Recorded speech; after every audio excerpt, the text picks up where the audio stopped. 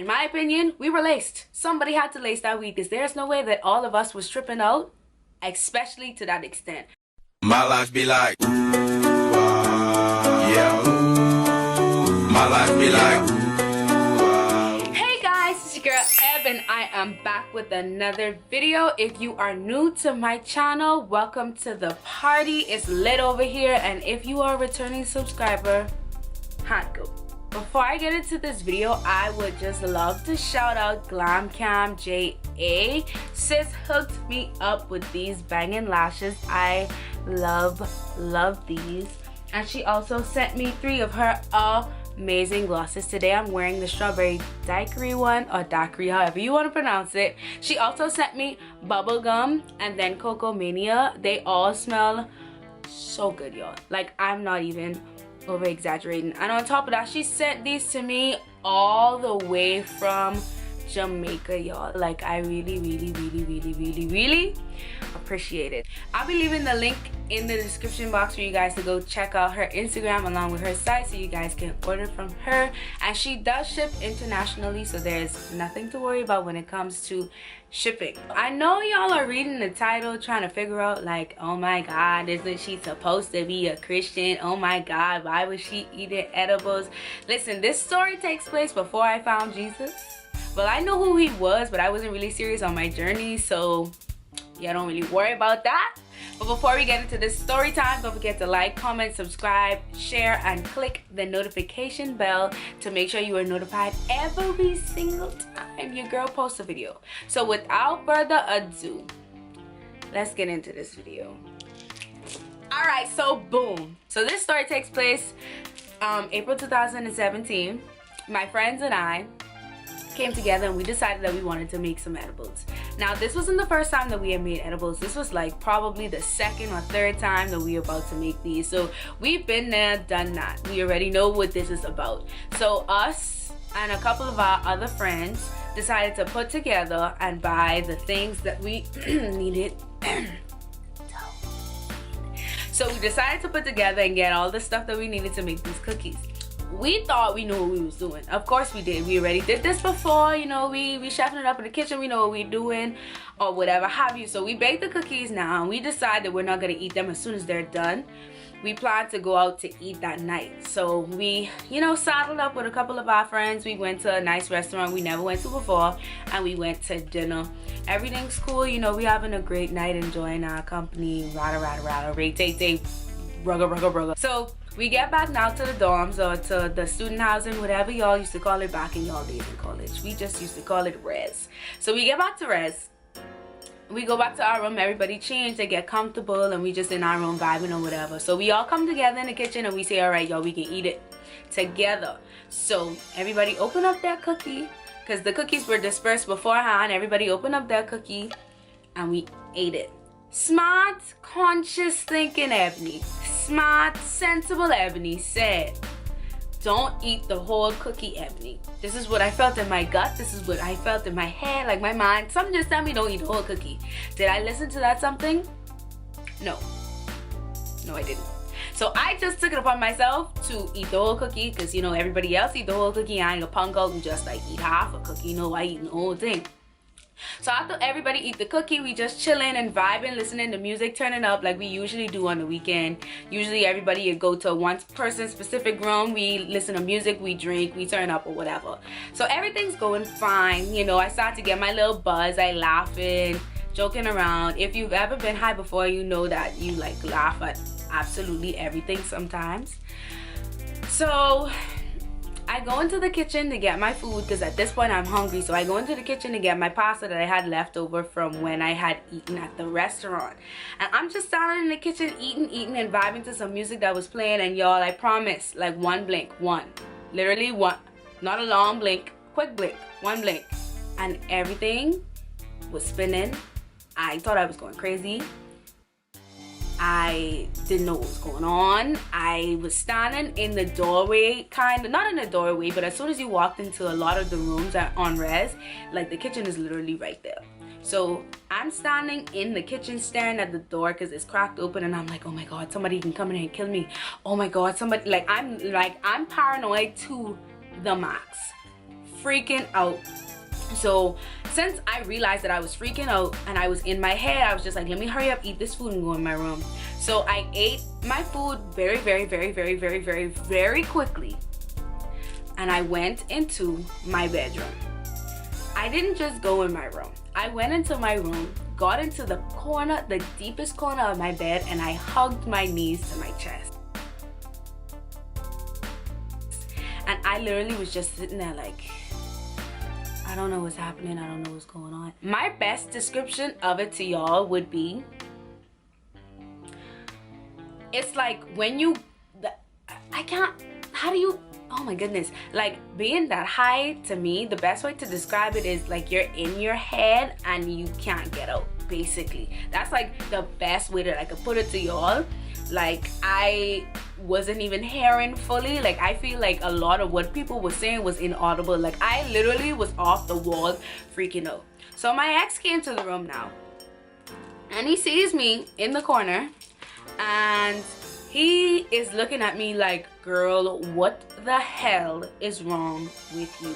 Listen, y'all, I don't know what was wrong with me either. I just know I was freaking out. I know I was tripping.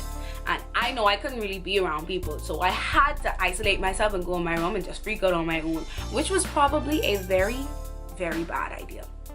If you happen to get high or eat edible for the first time or for a millionth time, please don't do it alone, y'all.